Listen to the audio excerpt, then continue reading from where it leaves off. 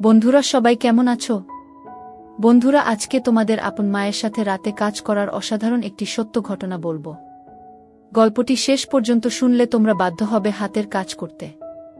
না হলে সবাই আমাকে কাজ করে দিয়ে যাবে, আমি বাধা দেব না। যখন আমি কলেজে উঠলাম তখন আসা যাওয়ায় সবচেয়ে সুবিধা হলো মামার বাসা থেকে। যদিও আমি নিজের বাসা থেকেই আসা যাওয়া করছিলাম, তবে তা আর বেশি দিন হলো না। মামার আর আমার 11 বছরের পার্থক্য, বাট খুব আদর করেন আমাকে। একটা বিশাল কোম্পানিতে জব করে, প্রচুর মাইনে পায়, কিন্তু চাকরি পাবার পর থেকে তার সাথে আমার খুব কমই দেখা হয়। সে অফিসে যায় আর ফিরে আসে, তা দেখা মোটামুটি কষ্ট। সকালে 7টার দিকে গাড়ি আসে আর রাতের 2-3টায় ফিরেন। আমার মামার বিয়ে হয়েছে আজ প্রায় 4 বছর। মামি আমার একটা পাঞ্জাবি বাঙালি মেয়ে। আমার একাদশ শ্রেণীর কথা, তাই তখন মামির বয়স 23-24 চলছে আর আমার 18। নাম তার হারলিন সিং। ওনার বাবা পাঞ্জাবি, মা বাঙালি। মামির একেবারে যে কোনো পাঞ্জাবি কুডির মতো দেখতে, একেবারে দারুণ মেয়ে বলা যায়। মামিকে আমার ভালো লাগে কারণ তিনি আমার কাছাকাছি বয়সী আর আমাদের বাসায় আসলে তার আমার সাথে সময় কাটানো চাই। কলেজে উঠার আগ পর্যন্ত আমার মামার বাসায় আমি তেমন একটা যেতাম না, তাই নিয়ে মামি প্রচুর রাগ করত। কিন্তু কাহিনী মোড় নিতে লাগলো কলেজে উঠার 2 মাসের মধ্যেই নিজের বাসা থেকে কলেজ, আর কলেজ থেকে বাসায় ফিরে আসলে আমার কথা বলারও অবস্থা থাকে না। সমস্যা হলো 13 কিলোমিটারের রোড যেটা ধরে আমাকে কলেজে যেতে হয়, তার অবস্থা ভগবানের কৃপায় চাঁদ দেখতে যেমন তেমন। তাই বাধ্যগত হয়ে শনিবার রবিবার ছুটিতে নিজের বাসায় আসি, বাকি 5 দিন মামির কাছেই থাকি। একমাত্র বোনের একমাত্র ছেলে বলে মামা খুব খুশি, কিন্তু মামির কথা বলতে পারছিলাম না, কারণ তারা একা থাকে 2 জন। তাদের জন্য বাসা মানেই ফ্রি স্পেস। আমি গেলে হয়তো তারা সেই কমফোর্ট জোনটা হারিয়ে ফেলবে।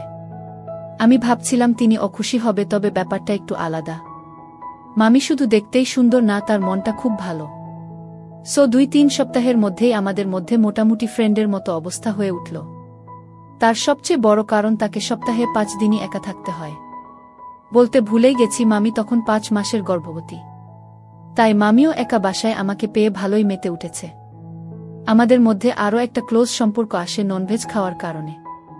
আমাদের পরিবার শাকাহারী, মানে আমাদের মাংস খাওয়া নিষেধ। কিন্তু কলেজে উঠার পরেই বুঝতে পারলাম এটা তো মহা ভুল। Chicken shawarma, grill, roasted mutton, জালালা কাবাব, মাটন বিরিয়ানি, ফ্রেন্ডরা যে এমন নেশা লাগানো, এটা নিয়ে কি বলবো। একদিন বন্ধুদের সঙ্গে জমিয়ে মাটন শর্মা খেয়েছিলাম। বাসায় ফিরে আসার পর মামি দরজা খুলে দিল। মামির পেট এখন ফুলে গেছে। মামিকে কেমন আছো জিজ্ঞেস করে জুতো খুলে রেখে নিজের ঘরের দিকে যাব, তখন মামি বলল, এদিকে আসতো দিহান, আমিস কিছু বলবা মামি। মামি আমার হাতটা ধরে গন্ধ নিল। আমি বুঝে গেছি এক বিশাল ঝড় আসতে চলেছে। মামিত কোথায় থেকে আসছো? আমিস কেন? মামি কলেজ থেকে ফিরছি। মামিক আসার পথে ভুল করে কোনো কিছু খেয়েছ? আমিস মাথা নাড়ালাম না ওরে। মামি আমার হাতটা আবার নাকের উপর ঘুরিয়ে নিল। মামিক কয়লাতে পোড়া মাটন খুব মজা হয়েছে খেতে, তাই না? আমি খাইনিতে মামি। মামিক তাহলে কোনো মেয়েকে খাইয়ে দিয়েছা? গার্লফ্রেন্ড নিশ্চয়ই। আমিস না মামি, এমন কিছুই না। মামিক থাক বাবা, আমাকে না বললেও চলবে। তোমার সাথে কথা বলে লাভ নেই হু। আমি একটু দেখি জিজ্ঞেস করে দিদি কিছু জানে কি না। আমিস বলিও না প্লিজ মামি, ভুলে খেয়ে ফেলেছি, আর খাবো না। আম্মু জানলে আমার সাথে কথা বলবে না। মামিক খুব মজা হয়েছে খেতে। আমিস না, আমি শুধু অল্প একটু খেয়েছি। মামি আমার কলারে লেগে থাকা ঝোলের দাগ ধরে বলল, তুমি তো শুধু লেবু খেয়েছা। শার্ট দাও, দাগ তুলতে হবে। আমি করে নিচ্ছি মামি। মামিস খুলে দাও। আমি মামিকে কলেজ ড্রেসটা খুলে দিলাম। মামি মুচকি হাসতে হাসতে ওয়াশিং মেশিনের দিকে চলে গেল। মামি কিছু বলল না আমাকে। সেদিন আর কিছু জানতে পারলাম না।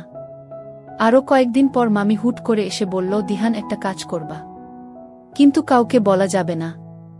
আমিস মামিক প্রচুর ইচ্ছে করছে ননভেজ খাওয়ার। মামিক এভাবে তাকাচ্ছ কেন? প্লিজ আমিস, আমি মামাকে বলে দিই। মামিস প্লিজ। আমি ওদিন বলেছি তুমি খেয়েছ? তোমার ভাই খেতে চেয়েছে, আমি না তো। আমিস মিথ্যুক একটা। মামিক সত্যি সত্যি তোমার ভাই বলছে খাবে। প্লিজ লক্ষ্মী আমার। আমিস আমার ভাই তোমার পেটে। ও কথা বলেছে। মামি আমার হাত নিয়ে তার ফুলো পেটের উপর রেখে বলল, তুমি নিজেই শুনে নাও। আমি হেসে উঠলাম। মামিস প্লিজ প্লিজ প্লিজ। রাজি হয়ে গেলাম। মামা এই বিকেলে তো অফিসেই, জীবনেও আসবে না এ সময়, তাই এক গাধা মাটন শর্মা আর চিকেন নাগেটস নিয়ে এলাম। মামি তো বেজায় খুশি। মামিক কোল্ড ড্রিঙ্কস আনোনি? আমি স্নাহ ভুলে গেছি। আমি নিয়ে আসতে খানিকটা দেরি হলো, আসার পর দেখি মামি খেয়ে সাবার করে দিয়েছে। মনে মনে আমিও মন খারাপ করে ফেললাম। দূর মাথা, এতগুলো নিজে একা খেয়ে ফেলল। আমাকে দিত একটু, আমিও খেতে পারতাম। আমি কোল্ড ড্রিঙ্কসটা রেখে রুমে এসে পড়তে বসে গেলাম রাগ করে। মামি দেখি একটা দুষ্ট মুখে পিছনে হাত লুকিয়ে আমার সামনে এসে দাঁড়ালো। মামিস রুমে চলে এলো কেন? আমিস এমনি ভালো লাগছে না। মামিস ও আচ্ছা, রাগ করছো? আমিস না। মামিস নাক ফুলছে তোমার। একটা হাসি দিয়ে প্লেট ভর্তি ননভেজ নিয়ে বসল। মামিক খাবা? আমি হুম। মামিক বলে দেব দিদিকে? আমিও মামাকে বলে দিব। মামিক বলবা তুমি এনে দিয়েছ আর তোমার মামা আমার উপর রাগও করবে না। আমি আগে শাকাহারী ছিলাম না। মামি আমাকে দেখিয়ে দেখিয়ে মজা করতে লাগল। এদিকে লোভে আমার মুখ দিয়ে লালা বেরিয়ে গেল। মামি হেসে উঠল। এই নাও হা করো বলে আমার মুখের উপর থেকে 2-3 বার ঘুরিয়ে নিয়ে গেল। শেষবার যখন মামি মুখের উপর নাড়াচাড়া করছে, 2 আঙ্গুলে একটা মাটন নিয়ে আমি হুট করে কামড় দিয়ে ধরলাম। আর এই দুষ্টুমিতেই মামির আঙ্গুলে কামড় লেগে গেল। মামি গালে মাটনটা ছেড়ে দিয়ে হু করে হাতটা বের করে নিজের মুখে ঢুকিয়ে নিল। আমি তখন এই বিষয়টা খেয়াল করিনি, তবে পরে মনে পড়েছে মামি আমার লালায় ভর্তি আঙ্গুল খাচ্ছে। আমি তাড়াতাড়ি মাটনটা নিয়ে প্লেটে রেখে মামির কাছে এসে গেলাম। হাতটা ধরে সরি বলতে বলতে হাত বুলিয়ে দিতে লাগলাম। কামড় খেয়ে মামির চোখে পানি চলে এলো। টেনে আঙুল বের করে কোনমতে আঙ্গুলগুলোয় হাত বুলিয়ে দিচ্ছি, ফু দিচ্ছি। মামি রাগ করে বসে আছে। মামি আমার হাতটা সরিয়ে দিল। আমি মনে মনে একটু ভয় পেলাম। মামি চোখ মুছে হাতটাতে ফু দিয়ে ওই একই মাটনটা নিয়ে আবার আমার মুখে উপর এনে ধরল। এবার নড়াচড়া করছে না, চুপচাপ হয়ে আমার দিকে মাটনটা ধরে রেখেছে। আমিস সরি মামি। মামি খা করো। আমিস সরি মামি। মামি আমার গালটা ধরে নিজের চোখে চোখে রেখে মুখটাকে পাউটের মতো করে বলল, হা করো, না হলে আমি কামড়ে দিব। আমি একটু নির্ভয় হলাম। মামির এই মিষ্টি কথায় হা করে দিলুম। মামি খাইয়ে দিতে গিয়ে আবার বলে উঠল, আবার কামড় দিও না কিন্তু। আমি হুম। মামিস চোখ বন্ধ করে স্বাদ নাও। আমি চোখ বন্ধ করলাম। মামি আমার গালের মধ্যে মাটনটা রেখে বলল, এবার মুখ বন্ধ করা। আমি বন্ধ করার সময় আমার মুখের মধ্যে মামির আঙ্গুল 3টে আবার অনুভব করলাম। আমার লালায় ভরা ঠোঁট দুটো মামির আঙ্গুলগুলোয় লেগে গেল। ইস, মামির আঙ্গুল দুটো কি নরম। মামিফ মজা আছে। আমি চোখ বুজে করলাম। আমার পর এবার মামি সেই আঙ্গুল দুটো দিয়েই নিজে একটা মাটন মুখে পুরে নিল। মামি শুধু নিজের মুখে মাটনটা রাখেনি, বরং সেই আঙ্গুল দুটো সহ চোখ বন্ধ করে একটা টান মেরে বলল, উফ, কি জিনিস, না খেয়ে লতাপাতা খাচ্ছি। মামির চোখে এক অন্য লেভেলের খুশি। মামি আরেকটা মাটন নিয়ে খেতে যাচ্ছে, তখনই আমার দিকে চোখ গেল। মামি আবার আমাকে আরেকটা মাটন তুলে দিল মুখে। মামিক দুজন মিলে খাবো, কিন্তু সিক্রেটলি। ডিল? আমি হুম। তারপর থেকে শুরু হলো আমাদের লুকোচুরি ননভেজ খাওয়ার মিশন। আর সত্যি বলতে এই ননভেজ খাওয়ার কারণে মামির সাথে অনেক বেশি বন্ধুত্ব তৈরি হলো। মামি আমার জুটা মাংস কেড়ে নিয়েও খেয়ে ফেলে। এতে আমার তেমন একটা সমস্যা নাই, কিন্তু যাই বলো, মামি একটা পাঞ্জাবি কুডি বলে কথা। মামির বাসায় 2 মাস হয়েছে থাকি। মামির সাথে এখন খুব জমে আমার। মামি আর আমার মাত্র 3 বছরের পার্থক্য হওয়ায় দুজনের চিন্তাধারাও সেম, তাই খুব মিশুক বলো। মামির প্রেগন্যান্সি এখন 7 মাসের উপরে। একই বাসায় থাকলে লক্ষ্য করা যায় যে মামির মিল্ক জমা শুরু হয়ে গেছে। একদিন হুট করে আমার কাছে এসে বলল, বাবু, একটা কথা বলা খুব দরকার। আমিস বলো মামি। মামিক বলছি যে মামির মিল্ক প্রডিউসিং স্টার্ট হয়ে গেছে আজ 4 দিন। মামি একটু লজ্জা পেল বলতে, আবার ঠিক হয়ে গেল। আমি তখন মাথায় এলো যা তাই বলে দিলাম, ওকে মামি, ডোন্ট ওয়ারি, কালকে কলেজ থেকে বাসায় যাব, তুমি টেনশন নিও না। মামিক ওলে বাবালে, আমার কিউট লক্ষ্মী একটা। খুব স্মার্ট হচ্ছে মামির সামনে বুঝি। কে যেতে দিচ্ছে তোমাকে? আমিখ যাব না। মামিখ চলে গেলে আমি একা হয়ে যাব। আমিস তাই বুঝি? মামিস তাই বলছি, তুমি তো দেখছই মামির মিল্ক প্রডিউসিং শুরু হয়েছে, তাই বারবার কাপড় ভিজে যাচ্ছে। কিন্তু মামির ওড়না পরতে বিরক্ত লাগছে, তাই বলছি ওড়না পরব না। তুমি কমফোর্টেবল তো? না হলে ওড়না পরব। আমি কেন আনকমফোর্টেবল হব? মামি শুধু জিজ্ঞেস করলাম আর কি। হলে বলে দিও মামনি ওড়না পরব। ঠিক আছে মামনি না মামি। মামিক ওহ বলতে ভুলে গেছি, তুমি আমাকে মামনি থাকবে। তোমার ছোট্ট ভাই যখন আসবে তখন চাইলে আবার মামি থাকবা। মামা শুনলে হাসতে হাসতে মরবে। মামার সাথে তোমার দেখা হয়? তুমি তো ঘুমিয়ে পড়ো মামনিকে একা রেখে। তুমি ঘুমাও না? কিন্তু তোমার মামা আসলে কাঁচা ঘুম থেকে উঠতে কষ্ট হয়, তাই মাঝে মাঝে ঘুমাই না, একা একা শুয়ে থাকি। তাহলে আমাকে বলনি কেন? আমি তোমাকে কোম্পানি দিতাম। কলেজ তো সেই 11টায়। আমি কি দরজা বন্ধ করে ঘুমাই? আশা করে থাকি তুমি এসে গল্প করবে। তুমি দেখো না শরীর খেয়াল করিনি। কালকে থেকে না আজকে থেকে আমি বসে বসে গল্প করব। এখন মামনি থাকো। এই যা আবার। যাহ পারব না। লজ্জা লাগে। লজ্জার কি আছে? মামি নামটা ও তো মামনি নামের কাছাকাছি। ওকে বাবা পরে বলবো। মামি আমার পিছনে এসে গলা ধরে বলল, একটা আবদার করলাম তাও রাখবা না? মামির এত আদর পাইনি কখনো। যে পাগল হয়ে যাব পিছন থেকে যেভাবে ধরেছে। আহা রাখবো না কখন বললাম? পরে ঢাকবো। বুঝি তো আমি তো মামি, তাই সমস্যা হচ্ছে ঢাকতে। এখন যদি গার্লফ্রেন্ড হতাম তুমি আমাকে মামনি আম্মু বাবুনি কিউটি সব ঢাকতে। তুমিও না কি যে বলা। মামি গলাটাকে আরো জোরে গালে নাক ঘষে বলল, প্লিজ মামনি ঢাকো প্লিজ। খুব ইচ্ছে করছে মামনি শুনতে। পরে ঢাকি। মামি আমার গালে কামড় দিয়ে বলল, প্লিজ মামনি ঢাকো, না হলে গালটা কামড়ে খেয়ে শেষ করে দিব। গার্লফ্রেন্ডের জন্য কিছু রাখবো না। এখন না মামি হামি দিয়ে বলল, একটু ঢাক দাও মামনিকে। দাও না এমন করছো কেন? ওকে মামনি। মামি খুশি হয়ে আরো হামি দিল। একটা নয়, দুটো নয়, তিনটা দিল। Thank you my baby. এরপর থেকে মামি আমার কাছে কামড় দিবে আর বলবে মামনি থাকতে। আর রাতে দুজন মামা আসা পর্যন্ত একসাথে থাকি। হয়তো আমার রুমে, না হলে মামির রুমে। প্রেগন্যান্ট এর 8 মাসের কাছেই মামির অবস্থা খারাপ হয়ে উঠল। সাইজ বেড়ে গেছে। মামি অসহ্য হয়ে উঠল, কারণ তার বুকটা বারবার ভিজে যাচ্ছে। আবার একদিন গালগল্পের মধ্যে মামি 2বার ড্রেস চেঞ্জ করল, তবুও ভিজে গেল বুকটা। আমিও তার কাছে বসে বসে গল্প করছি। অসহ্য লাগছে দিহান। একে তো সারাক্ষণ কাপড় নষ্ট হচ্ছে, তার উপরে আজকাল ব্যথা করছে মিল্ক জমে জমে। কালকে ডাক্তার দেখাতে গেলাম, ও কিছু উপায় দিল না। তুমি কি ভিতরে ঢুকো আমার সাথে? একা একা ডাক্তারের থেকে কি পরামর্শ নিব? ডাক্তার তোমাকে চেক করে না? আমি থাকলে কি ভাববে? বুঝেছি। কালকে ওভারসাপ্লাইটা বন্ধ করতে ওষুধ দিতে বললাম, কিন্তু বলল যে এতে সমস্যা হতে পারে। বলল নিজে নিজে বের করতে। কালকে আর আজকে নিজে নিজে করেছি, কিন্তু এখন ওগুলো ধরলেও ব্যথা লাগছে। দাঁড়াও, তাহলে একটা বাবু খুঁজে দিব, তাকে খাওয়াতে পারবে। মামনিও তাই ভাবছি। একটা বাবুকে খাওয়াতে হবে। কিন্তু নিজের বাবু তোমাকে দেবে কে? আমার একটা বাবু আছে, সে খাবে। কিন্তু ও তো এখনো তোমার পেটে। আমি এই বাবুর কথা বলছি। মামির আঙ্গুল আমার দিক করা। দূর পাগল। ব্যথা লাগছে আর তুমি হাসছো। আমি কিভাবে খাবো? আমি তো ছোট না, তোমার থেকে অল্প একটু ছোট। বোকা সাজো তুমি আমার সামনে। মামনির কষ্ট হচ্ছে তাও। নেকা। আহা আমি বড় না। তুমি বড় হলে কি হয়েছে? আদর করি, প্রচুর ভালোবাসি, তাই বললাম। অন্য কাউকে বলেছি সো সুইট অফ ইউ মামি। কিন্তু তুমি কি বলছো জানো? প্লিজ লক্ষ্মী আব্বু আমার। মামনির ব্যথা করছে, তুমি তো দেখতেই পাচ্ছ।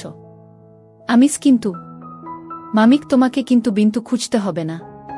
মামনিকে সবসময় তুমি হেল্প করো, এবারও করবা। এত লজ্জা পাচ্ছ কেন? আমি জানি না। তুমি আমার লক্ষ্মী আব্বু, তুমি ছাড়া আর কাউকে আমি দেখতেও দিব না, আবার খাওয়াবো তাকে। তুমি 3 বছর বয়সে থাকতে আমাকে জন্ম দিয়েছা। আব্বু থাকছ। আহা আদর বুঝো না। আদর করে ঢাকি, খাওয়াবো, তাই আব্বু ঢাকলাম। একটা কথা জানো, খুব মিষ্টি কিন্তু মামনির মিল্ক। দূর, আমাকে বাথরুমে যেতে হবে এবার। মামি হেসে উঠল, বলল, ওটা ওটার জায়গায় পড়ে থাক। মামনি কিছু মনে করবা না। তোমার খারাপ লাগছে না? প্রতিদিন সকালে তুমি তো ঘুমে থাকো, কিন্তু তোমার জিনিসটা দাঁড়িয়ে থাকে। আমি তো রোজ মালসি দিয়ে ঢেকে দিই। এ আর নতুন কি? এখন তুমিই বলো, তুমি মামনিকে কষ্ট করতে দিবা নাকি হেল্প করবা? আমিস তুমি মামাকে বা আম্মু বলবা নাকি? মামিখ আমাদের মধ্যে মামা আম্মুকে আনছো বুদ্ধু। আমি রাজি হয়ে গেলাম। মামনি আমাকে সাথে সাথে বিছানায় নিয়ে গেল। মামিক চোখ বন্ধ করা। আমি চোখ বন্ধ করে আবার অনুমতি পেয়ে চোখ খুললাম। ঝুলে গেছে ভরে। আমিস মামনি এগুলো এমন দেখতে কেন? মামিখ অসুন্দর দেখতে, তাই না? আমিস না না, তা আমি কখন বললাম? বলছিলাম যে মামিস গর্ভবতীদের এমন হয়ে যায়, পরে আগের মতো সুন্দর হয়ে যাবে। তাছাড়া ভরা, তাই এমন লাগছে। মামির কাছে ছবি আছে, পরে দেখাবো। তোমার খুব পছন্দ হবে। আমিখ সরি মামনি। মামিখ ইটস ওকে। একটু খেয়ে নাও। এবার না খেলে কিন্তু গড়িয়ে পড়বে। পরে মাম্মি সময় দিব, তখন দেখো মন ভরে। আমি এগিয়ে গেলাম। মামি আমার মুখের উপর তুলে দিল। আমি কয়েকটা টান দিয়ে 2 ঢোকের মতো গিললাম। মামিক কেমন খেতে? আমিস খুব মজা মামনি। মামি আমার মুখ থেকে বের করে নিল আর বলল, তুমি তো খাবানা বলেছ। থাক, খেতে হবে না। আমি সেটা ধরে মুখে নিয়ে একটানে কতগুলো খেয়ে বললাম, জানো না খেতে সময় বাবুদের জ্বালাতে নেই। আমি কিন্তু কাঁদব। মামি হেসে উঠল, ওকে ছোট্ট বাবু, খাও, খুব খাও। আমি আস্তে আস্তে খেতে লাগলাম আর মামি আমাকে বাহুতে মাথা রাখতে দিল। অন্য হাতে মাথায় হাত বুলিয়ে দিতে দিতে খাওয়াতে লাগল। 4-5 মিনিটে মামির একটা খালি করে দিলাম। মামিক ভালো ছেলে, এবার ওটাও খালি করে দাও। আমি অন্য পাশে এসে ওটাও খেতে লাগলাম। কি জানি ইচ্ছে করে একটা হালকা পাতলা কামড় বসিয়ে মামির চোখের দিকে তাকালাম। মামি চোখ ছোট ছোট করে মুখটাকে একটু কেমন জানি করে তাকিয়ে আছে। প্রায় 2 সেকেন্ড পর আমাকে ধীরে বলে উঠল, আও। আরও 2 সেকেন্ড পর, দুষ্ট বাবু। আমি সব খেয়ে শেষ করলাম। মামিক, উফ, ছোট্টদের থেকেও দুষ্ট তুমি। তবে হালকা লাগছে। বুকটা একদম খালি করে দিলে লক্ষ্মীটি আমার। মামিক, এবার কি করবা করা। আমিস তোমার খারাপ লাগবে না আমি ওগুলো নিয়ে দুষ্টুমি করলে? আমিস মামনি বাথরুমে যাব। মামিক, আহা, চুপচাপ শুয়ে খেলা করো। শুধু খালি বাজে ধান্দা তোমার। আমিস, আচ্ছা একটা কথা জিজ্ঞেস করি? মামি, হুম। আমিস, তুমি মামাকেও খেতে দাও? মামিক, এগুলো তো তারই। আমিস, তখন কি করবা যখন আমি কলেজে যাব বা বাসায় যাব? মামিক, তখন নিজে খাবো। কি আর করা। আমিস, তুমি খেতে পারো? মামি খেয়ে আমাকে দেখালো। আমি হেসে উঠলুম। আমি এখন গিয়ে বুঝতে পারলাম মাম্মি চাইলে নিজেই খেতে পারে, কিন্তু তাও আমাকেই খাওয়াচ্ছে। মামির সিজারের মাধ্যমে বেবি হলো। দুজনই খুব সুস্থ। মামি ওর নাম রাখল রিহান। আমি দিহান আর ও রিহান। 1 মাসের মতো আমি নিজের বাসায় ফিরে আসি, তখন মামির বৌদি আর মা মামির সাথে থাকবেন। আমাকে ফোন করে ফিরে আসতে বলল তাড়াতাড়ি। 8-10 দিন পর বৌদি আর মা চলে গেল। আমি বসে বসে আড্ডা দিচ্ছি, মামি আমাকে দাঁড়াতে বলল। আমি দাঁড়ালাম। মামি দাঁড়িয়ে কাছে টেনে ধরল আমাকে। আমিও কাছে টেনে ধরলাম। মামিক, সেই কবে থেকে তোমাকে কাছে টেনে ধরতে ইচ্ছে করছে? আমি আজ প্রথম মামিকে হামি দিলাম। মামি প্রথমে একটু মুখ তুলে অবাক চোখে তাকালো, আবার একটুতেই খুশি মুখ করে আমাকে হামি দিল। মামিক 6 মাস লাগলো একটা দিতে। ভিতু, মামি গলায় হাতগুলো টান টান ধরে করে বলল, খাবা? আমিস, এখনো খেতে দিবা? মামি, হুম। আমিস, রিহানের কম পড়বে না? মামিক, নাহ, পড়বে না। আমার 2টো বাবু আছে, 2টো বাবু খেতে পারবে। তুমি তো জানোই মামনি তোমার জন্যও রাখি। আমিস, ইস মামনি, তুমি আমাকে সবসময় জ্বালাতে এসব বলো তাই না? টপটা খুলে নাও। আমিস, মামি। মামিস, জ্বালাবো না বাবা, শুধু খেতে দিবা। আমিস, কি খেতে দিবা? মামিস, ইস কি ফাজিল, বুঝি না মামনি কি খেতে চাও। আমিস, কি খেতে চাই? আমিস, এগুলো এত কিউট কেন? মামিস, কিউট জিনিস কিউট হবে না তো কি হবে? মামি হেসে উঠে খেতে দিয়ে বলল, মজা করছা? চলবে। আমিস, চলবে। মামিখ, আজেবাজে চিন্তা করলে কান কেটে দিব, দুষ্টু ছেলে আমার। আমিস, উফ, বাথরুম থেকে আসি। মামি আমার চোখে বড় বড় চোখ করে বলল, মামনিকে কল্পনা করে হাতের কাজ করবা? আমিস, কি যে বলো মামনি। না মামিস, তাহলে মামনির কাছে থাকলে শুধু বাথরুমে যেতে চাও কেন? এরকম করলে জীবনেও আদর করব না। শুধু শুধু কতগুলো বাবুকে টয়লেটে ফ্লাশ করে দিবা। আমি হেসে উঠলাম। মামিস, ইস কি ফাজি ছেলেরে বাবা, সব বুঝে ফেলে। মামি, কলেজ কেমন চলে? আমিস, ভালোই। মামিক গার্লফ্রেন্ড খেতে দেয়? আমিস, গার্লফ্রেন্ড নাই। মামিক, এত ভারী সমস্যা। গার্লফ্রেন্ড বানাও। মামনি কি সব দেব নাকি? কিছু কিছু জিনিস গার্লফ্রেন্ড দিবে। আমি ঠিকই বুঝতে পেরেছি মামি কিসের কথা বলছে। আমিস গার্লফ্রেন্ড আবার কি দেবে, মামিক খেতে দিবে। আমিস ও আচ্ছা, কিন্তু এখন হুট করে কোথায় পাই গার্লফ্রেন্ড বলতো? মামিক চেষ্টা করো দেখ। আমিস ঠিক আছে, কিন্তু হাতের কাছে তুমি আছো, তুমিই হয়ে যাও গার্লফ্রেন্ড। মামি এটাই শুনতে চায়, আমি জানি। শখ কত মামিকে গার্লফ্রেন্ড বানাবে। ভয় করে না আমিস, ওটা তো হবু গার্লফ্রেন্ড অলরেডি জানে। মামিস এই দুষ্ট ছেলে, মামনি বুঝি তোমার হবু গার্লফ্রেন্ড? আমি হুম, পার্মানেন্ট বানাতে চাই। হবা মামিস শখ কত? আমিস প্রপোজ করব। মামি গলায় রাখা হাতগুলোকে আশকাট্টি মোচড় দিচ্ছে। মনে হয় ভাবছে। বলল, না থাক, লাগবে না, এমনিতেই পটে গেছি। গার্লফ্রেন্ড হব, কিন্তু কাজ হবে আরও পরে। সেলাই একদম শুকিয়ে যাক তারপর। আমিস সত্যি বলছো? মামিক তোমাদের দুই ভাইয়ের দিব্যি। মামি রাতে বাবুকে ঘুম পাড়িয়ে আমাকে ঢাকতে এলো, ডিনার করবে বলে। দুজন ডিনার করে টিভি অন করলাম।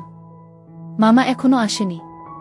মামি পাশে বসেছিল, কিন্তু আমাকে সোফার কোনায় আধা শোয়া করে নিজে মাঝখানে মাথা রেখে দিল।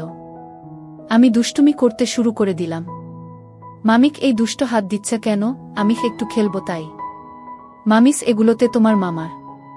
আমিস কিন্তু তুমি তো আমার। মামিস আহা নেকা। আমি তোমার কখন হলাম? আমি তুমি আমার না। মামি হুম তোমার। কিন্তু আজই তো জিএফ হলাম। আজই নিয়ে যাবা? আমিস কি করব বলো? জিএফের গুলো কি সুন্দর আর কি তুলতুলে। মামিক তেল দিচ্ছা? আমিস বললে মালিশ করে দিব তেলগুলো দিয়ে। মামিস বাব্বা। ওকে বাবা খেলো, কিন্তু জোরে দিলে বেরিয়ে কাপড় নষ্ট হয়ে যাবে। আমিস ডোন্ট ওয়ারি, আমি নিজের হাতে চেঞ্জ করিয়ে দিব। মামিস এই দুষ্ট ছেলে একটা। চুপি খেলো মন ভরে। আজ মামা আসার পরও জেগেছিলাম। আরও 15 দিনের মতো কাটল। মামির কাটা দাগ শুকিয়ে গেছে। এবার আস্তে আস্তে দাগটা মুছে যাবে। আজ আবার সকালে মালসির নিচে দিয়ে কাউকে উপর আসার শব্দ পেলাম। মামি আসছে নিচে দিয়ে। এসে গলা শুয়ে গেল। আমি জিজ্ঞেস করলাম, রাতে ঘুমাওনি? মামিক তুমিও তো ঘুমাতে পারোনি। রিহান সারারাত কান্না করল। সকালে ঘুমিয়েছে। আমিস মামা, মামিক চলে গেছে। ঘণ্টা খানেক মামিকে আমার উপর নিয়ে ঘুমালাম, তখন হুট করে রিহান কেঁদে উঠল। মামি আমার উপর থেকে উঠে চলে গেল। একটু পরে কান্না বন্ধ হয়ে গেল। মামিস কই লক্ষ্মী, এখানে চলে আসা। মামি ঢাক দিল। আমি গেলাম ওনার রুমে। মামি ইশারায় কাছে যেতে বলল।